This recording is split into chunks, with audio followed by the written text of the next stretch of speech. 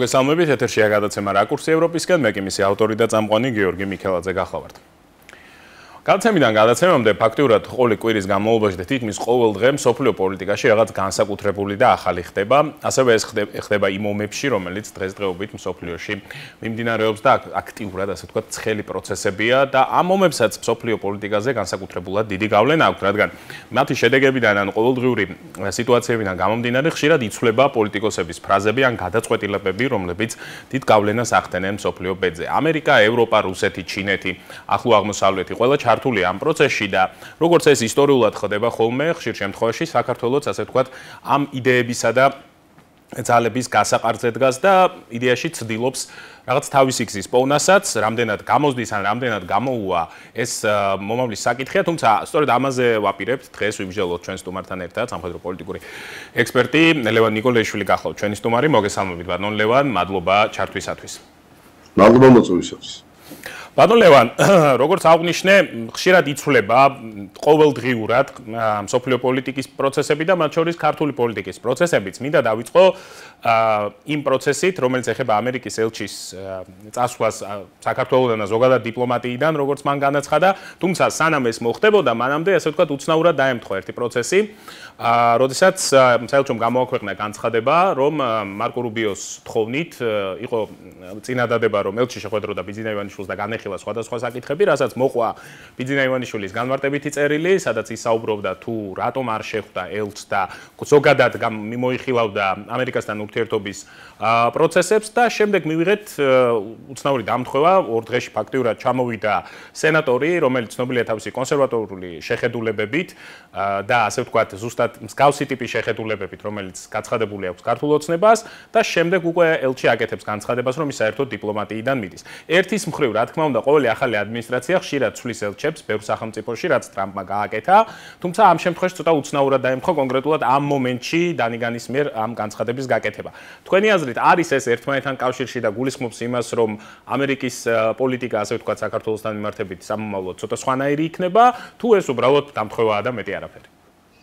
ვერ ვიტყვით, რომ დამთხევა არის, ბევრი მიზეზიდან გამომდინარე, ჯერ ჩვენ ალბათ მაინც ძალიან მოკლედ, მაგრამ შევეცდები რომ მოვიხილოთ ის პროცესები, რაც ხდებოდა. ერთი რომ გაჩნდა გარკვეული იმედები ტრამპის ხელისუფლებაში მოსვლის შემდეგ, რომ საქართველოსთან მიმართებაში შეერთებული შტატების პოლიტიკა გაუმჯობესდებოდა, ხომ? და გარკვეულ პაუზასთან ჰქონდა ჩვენ შეხება, შეიძლება ითქვას, და ბევრი გაუგებრობები იყო ამასთან დაკავშირებით, მაგრამ ერთ-ერთი გაუგებრობა გახდათ ის, რომ დამოუკიდებლობის დღეს 26 მაისს ჩვენ არ მიგვიღია მისალოცი, ასე ვთქვათ, ჩვეულებრივი დიპლომატიური ეტიკეტი არ ყოფილა დაცული, უბრალოდ მივიღეთ ძალიან უცნაური წერილი სახელმწიფო მდივნისგან, რომელსაც ძალიან მალე მოყვა შემდეგ ტრამპის მისალოცი წერილი და ეს რო ყოფილიყო მხოლოდ დიპლომატიური ეტიკეტის დაცვით წერილი, სადაც იქნებოდა მხოლოდ გილოცავთ საქართველოს დამოუკიდებლობის დღეს და ასე შემდეგ და მეტი არაფერი, მაშინ ალბათ სხვანაირად შეიძლება გვეფიქრა, მაგრამ როგორც ჩანს, იმ წერილიდან გამომდინარე, რაც ტრამპის იმ წერილის შინაარსიდან გამომდინარე, რაც იქ იყო მოხსენიებული, რომ სავაჭრო ურთიერთობების გაგრძელება, სხვადასხვა ურთიერთობების აღდგენა და ასე შემდეგ, ეს უკვე ჩანდა, რომ გარკვეულ გაუგებრობასთან ჰქონდა ადგილი თვითონ ამერიკის ადმინისტრაციაში რუბიოსა და ტრამპის წერილს შორის იმ პატარა შუალედში, თუნდაც ერთ დღეში. ამას მოყვა შემდეგ ელჩის უცნაური ქცევა, უცნაური ქცევას გულისხმობ იმას, რომ ჩვენ ვიცით, რომ გავრცელდა ინფორმაცია იმის თაობაზე, რომ თვითონ საელჩოდან არ იყო ეს მისალოცი, ტრამპის მისალოცი წერილი მიღებული, არამედ სხვა გზებიდან იყო მიღებული და დენიგანმა შეეცადა, რომ ეთამაშა ის თამაში, რასაც თამაშობდა მანამდე ბაიდენის ადმინისტრაცია. გარკვეული პირობები დააყენა საქართველოსთან ურთიერთობისათვის და მცირეოდენი შანტაჟის ელფენის მისდევდა ყოველივეს, როდესაც მოითხოვეს ივანიშვილთან, ბიძინა ივანიშვილთან შეხვედრა, რაღაც გარკვეულ პირობებზე შესაჯერება. ეს იყო ძალიან უცნაური ქცევა, მიუღებელი შეიძლება ითქვას და როდესაც თან ეს ყველაფერი გამჟღავნდა, როგორც ჩანს ძალიან ბევრს არ მოეწონა დენიგანის საქციელი და შესაძლოა მას, მოდით ასე ვთქვათ, საყდროს კი უთხრეს ამის თაობაზე. მოდით ესე მსუბუქად შემოვიფარგლოთ, ჩვენ ვინაიდან დეტალები არ ვიცით, მაგრამ ფაქტის სახეზეა, რომ დენიგანმა მიიღო გადაწყვეტილება, რომ ის ჩამოშორდეს სამსახურს, დიპლომატიურ სამსახურს, მაგრამ ამ შემთხვევაში ელჩის სამსახურს და თანამდებობას საქართველოში, სადაც მას ჯერ კიდევ ჰქონდა ასე ვთქვათ, რომ დარჩენილი რომ გაეგრძელებინა მუშაობა. მაგრამ ეს დენი განმა მიიღო, ეს გაწყვეტილება თუ სხვა მიიღო, ეს გაწყვეტილება უბრალოდ დელიკატურად აი ესე ლამაზად შეფუთეს და რომ ის პენსიაზე გადის და ასე შემდეგ, ეს სხვა საკითხია, მაგრამ შედეგი ერთი არის. რახან უკმაყოფილება იყო გამოწვეული, ეს შესაძლოა მაინც ვივარაუდოთ ჩვენ ისეთ ნაბიჯად, მე გულისხმობ უკმაყოფილება ელჩის საქმიანობასთან დაკავშირებით, რომ ახალი ელჩი მოევლინოს უკვე საქართველოს შეერთებული შტატების მხრიდან, უკვე სხვა ინსტრუქციებით და ამ სხვა ინსტრუქციებში მე ვიმედოვნებ, მოგეხსენებათ ცოტა ოპტიმისტი კაცი ვარ, იმას რომ ეს ახალი ელჩი თავისი ახალი პროგრამით წარდგება საქართველოსთან მიმართებაში და ახალი პროგრამა მინიმუმ იქნება საქართველოსთან და შეერთებული შტატების ურთიერთობების გაჯანსაღება, რაც საკმაოდ კარგი წინაპირობა იქნება შემდგომ ურთიერთობების გასაგრძელებელად. ვინაიდან აქ ჩვენ ორ რამესთან გვაქვს საქმე. ერთი არა მარტო ამერიკელები, ევროპელებიც ალბათ წესით უკვე დარწმუნებული იყვნენ, მაგრამ როგორც ჩანს ამერიკელები უფრო სწრაფად დარწმუნდნენ ამაში. ალბათ მაინც თამაშობს ეს სახელმწიფოს ფაქტორი და მეტი ინფორმაციის მიღების საშუალება, რომ საქართველოსთან მიმართებაში გასაგებია, რომ ყველას თავისთავიანთი ინტერესები გააჩნია, მაგრამ ორი რამ არის გასათვალისწინებელი. ერთი ადგილობრივი ხელისუფლება, არჩეული ხელისუფლება თუ რა კურსს ადგას და რა პრინციპებით გამოირჩევა მთელ რიგ საკითხებთან დაკავშირებით და მეორე თვითონ საქართველოს მოდით ესე ვთქვათ, ქართველი ხალხის ნება და არა მარტო ქართველების, საქართველოს ყველა მაცხოვრებლების ნება და მენტალიტეტი. ნება არის ის, რომ მათ თავიანთი ნება გამოხატეს პოლიტიკური და არჩევნებზე მიცეს ხმა იმათ, ვინც მათ მოწონდათ და გასაგებია ზოგმა ოპოზიციას და ზოგმა ხელისუფლებას, მაგრამ ოცნება აღმოჩნდა ხო უმრავლესობაში და ოცნება მიიღო ხმების ის რაოდენობა, რომ შესაძლებელი გახდარიყო, რომ ჩამოყალიბდა მინისტრთა კაბინეტი და ასე შემდეგ.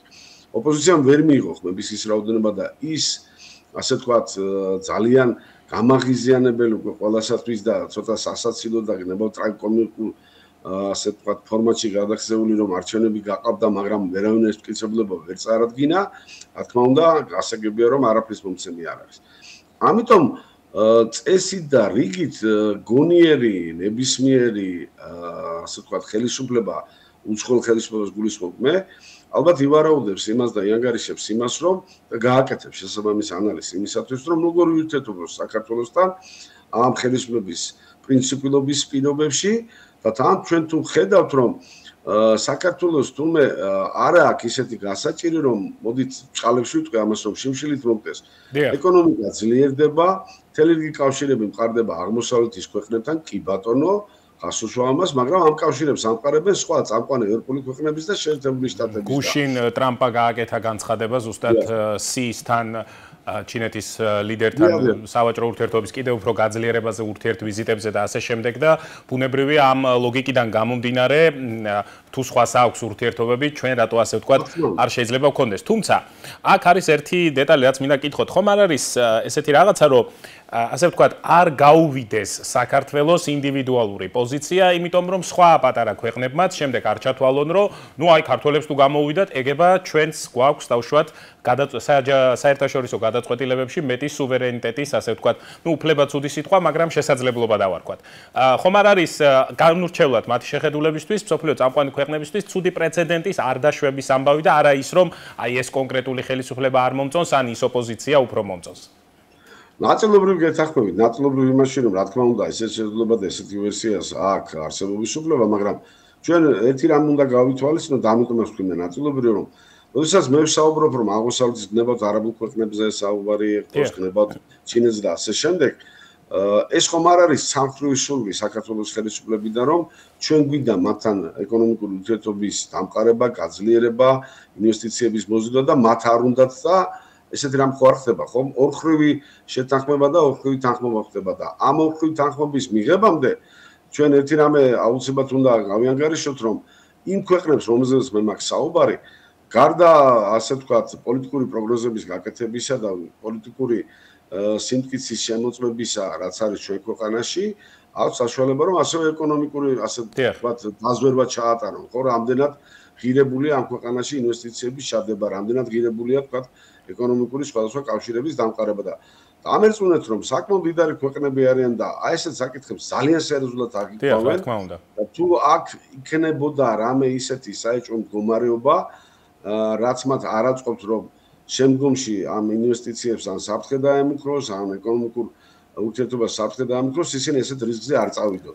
მარტივად რომ თქვათ, MR არ იქნებოდა MR, რომ არ შეამოწმოს უღირს თუ არა 6 მილიარდის სადღაც ჩადება და ჰაერზე არ გაისვრის. ასე ვთქვათ. გადმოვინაცვლოთ ევროპულ პოლიტიკასთან დაკავშირებით, აქ საკმაოდ ზოგადად ევროპაში დღესდღეობით საკმაოდ განსხვავებული შეხედულებებია ბევრ საკითხთან დაკავშირებით, საერთაშორისო მიმართულებით, საკმაოდ მძლავრია ევროსკეპტიკოსთა ნაწილი, მძლავრია, ასე ვთქვათ, კონსერვატიულ ევროპაზე დაბრუნები ყაიდის ნაწილი, რომელიც მიიჩნევს, რომ სხვა ქვეყნებში ამდენ დახმარება კი კარგია, მაგრამ ამდენი დახმარება საჭირო არ არის, თუ ამით აკლდება რამე ადგილობრივ მოქალაქეს და ასე შემდეგ.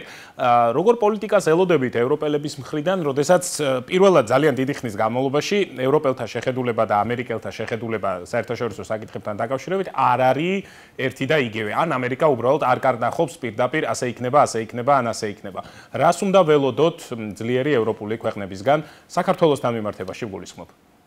Ხელისდებართვით ცოტა თქვენი კითხვის ბოლო წინადებიდან დავიწყებ, რომ თვითონ ამერიკისა და შეერთებული შტატებისა და ევროპის ურთიერთობები არც თუ ისე კარგ ფაზაში არის დღესდღეობით, მათ ორი რამ აქვთ სადაო, უბრალოდ სამი რამ აქვთ სადაო. ერთი არის ნატოსა და ევროპის ურთიერთობა და ვიცით რომ ნატოში სამყარო როლს, რა თქმა უნდა, შეერთებული შტატები თამაშობს და ის თავის პირობებს აყენებს ამასთან მიმართებაში, რომ მე ვერ ვიქნები თქვენი, ასე ვთქვათ, მუდმივად თქვენი უსაფრთხოების ქოლგა, თუ თქვენ არაფრის გაკეთება არ გსურთ და შესაბამისად თუნდაც ფინანსური მონაწილეობა არ გინდათ ნატოს გამდიდრებაში მიიღოთ. ეს ერთი. მეორე ეკონომიკასთან დაკავშირებით მათ გააჩნიათ სხვადასხვა შეხედულებები. ევროპა ცდილობს, რომ თითქოს და ამერიკის გავლენა რამენერად შეასუსტოს ევროპულ კონტინენტზე, მაგრამ მოდით ჩვენ ცოტა ესე ისტორიული კუთხითაც შევხედოთ შეერთებული შტატების ინტერესებს და მათქმედებებს, ხო?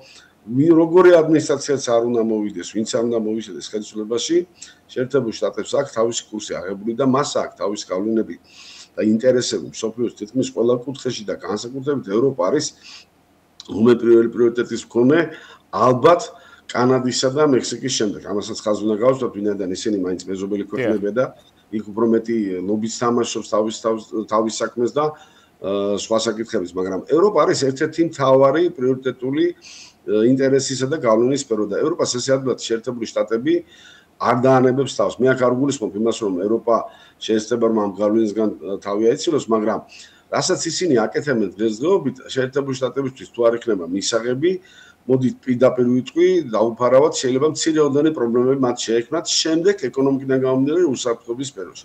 ამ ეკონომიკის ბარემ კითხავთ დავაზუსტებთ ეკონომიკის ნაწილში მანამდე უკრაინაში ომის დაწყებამდე ევროპის და ზოგადად ყირიმის ამბებამდე ასე ვთქვათ ევროპის ენერგო ასე ვთქვათ დიდი რესურსი მოდიოდა რუსეთისგან და ამაში ევროპა იხდიდა ფულს და დღემდე იხდის და ეს თანხა ბევრად მეტია როგორც BBC-ს ერთი კვირის უგანელ სტატისტიკაში იმაზე სამჯერ მეტია ვიდრე ევროპა უკრაინაში აგზავნის დასახმარებლად.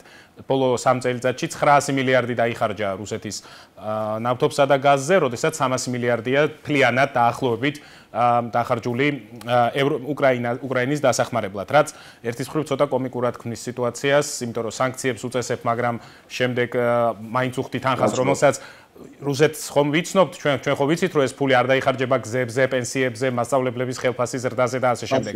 დაიხარჯება იარაღზე, ხო, პირდაპირ, ან ჯიბეში წავა სადღაც. და ამ ლოგიკიდან გამომდინარე, ამ რას უნდა ველოდოთ ევროპელების მხრიდან რაციონალურ გადაწყვეტილებას, იმიტომ რომ ერთი არას ამბობენ ხშირად ტელევიზიით, მაგრამ ირაციონალობაში ხშირად არ არიან შემჩნეული ევროპელები და ძირითადად ცდილობენ ძალებს შორის თამაშს. სად შეიძლება იპოვოს ევროპამ ენერგო, ასე ვთქვათ, მატარებელი ქვეყნები თუ რუსეთთან ურთიერთობას არ დაალაგებს უახლოეს მომავალში? ხო, აი აქ ხა პრინციპში ისევ წინა კითხვისკენ წავედით, ერთხელ ვინაიდან თუ აი ესეთი სცენარი გათამაშდა თუ რუსეთთან ვერ დაალაგეს, ხო, მაშინ შეიძლება ისე და ისე აღმოსავლეთი, ხო?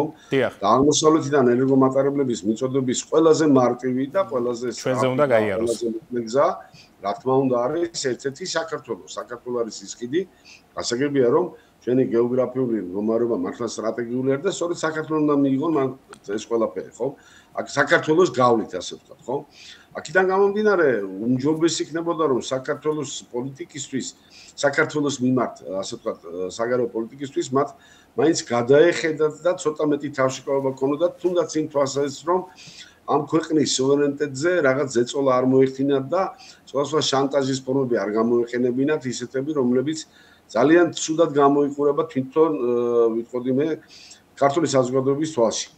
ვინაიდან კარგავენ ისინი იმ პოპულარობას იმის თაობაზე, რომ ევროკავშირი იქნება ევროპული ქვეყნები არიან ის ქვეყნები, რომელთა გარეშეც საქართველოს ცხოვრება არ შეუძლია. რა თქმა უნდა, ეს არ იქნება და ვერ იქნება და გარდა ამისა, ჩვენ როცა მე ვახსენე მენტალიტეტი, ხომ იმ მენტალიტეტის ადამიანები ვართ, მთლიანად გულისხმობ ერს და კიდევ ერთხელ არა მარტო ქართველებს, არამედ აქ მაცხოვრებელ ნებისმიერ ერის წარმომადგენლებს, რომელიც შესაძლებლია, ხო, ქართულ სახელმწიფოსთან, ვერ ვიტანთ, ასე ვთქვათ, დიქტანტის, კარნახის, რაღაცა ძალად რაღაცეების თავზემოხვევის პოლიტიკას.